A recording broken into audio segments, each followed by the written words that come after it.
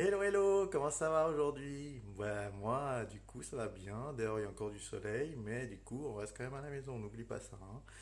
Donc, aujourd'hui, du coup, on va se dire qu'on va se faire quand même plaisir parce que, oui, ben, on a le droit aussi de manger un petit peu des sucrés, hein, pourquoi pas. Donc, aujourd'hui, on va se faire une recette sucrée.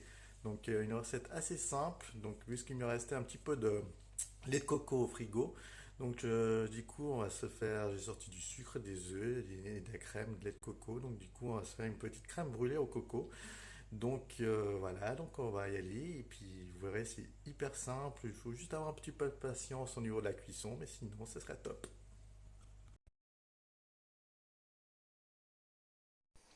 Donc, on va commencer la recette par faire chauffer le lait de coco dans une petite casserole.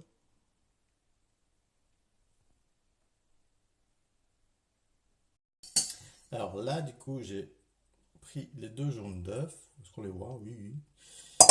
Et on va mélanger ça avec le sucre. J'ai sorti le feu aujourd'hui parce que je vais me faire un peu les bras.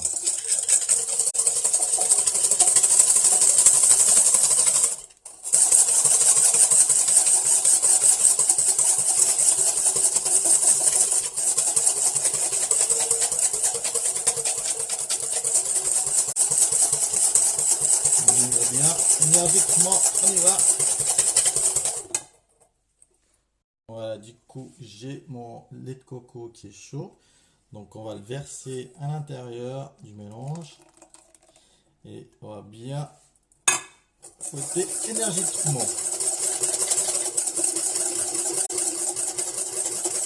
On y va, on n'hésite pas.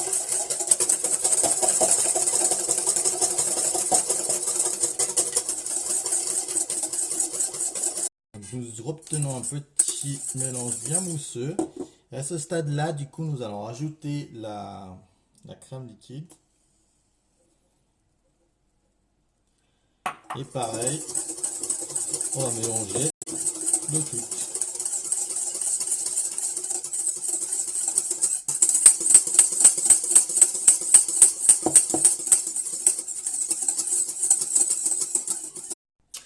Donc voilà, le mélange est fini. Donc comme je vous avais dit, c'était assez rapide à faire. Donc j'ai préchauffé le four à 120 degrés. Donc on va cuire pendant 1 heure les crèmes brûlées. Donc du coup, j'ai préparé donc deux ramequins dans lesquels j'ai mis dans un grand plat de l'eau parce qu'on va les cuire au bain-marie. Et en fait, du coup, dans le mélange, si vous voulez, pour accentuer un petit peu plus le côté noix de coco, si vous avez de la noix de coco râpée, ce serait top. Moi, j'en avais pas, donc du coup, j'aurais bien rajouté.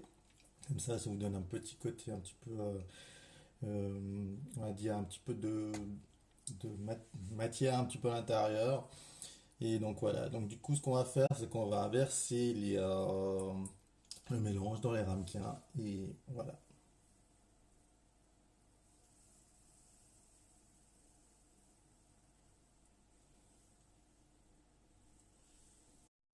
Les crèmes brûlées sont dans le four.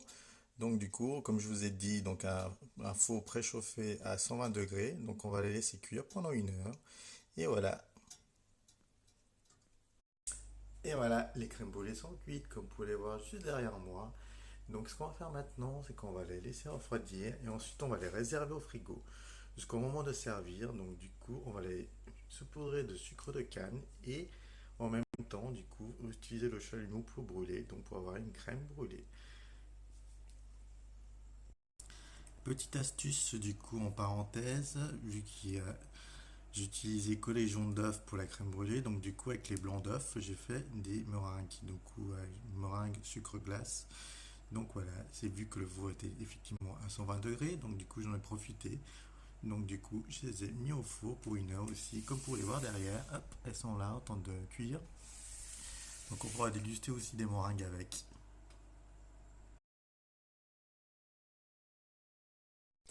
Donc voilà, du coup, les crèmes brûlées ont bien pris au frigo. Et du coup, on va saupoudrer le sucre. C'est le moment le plus fun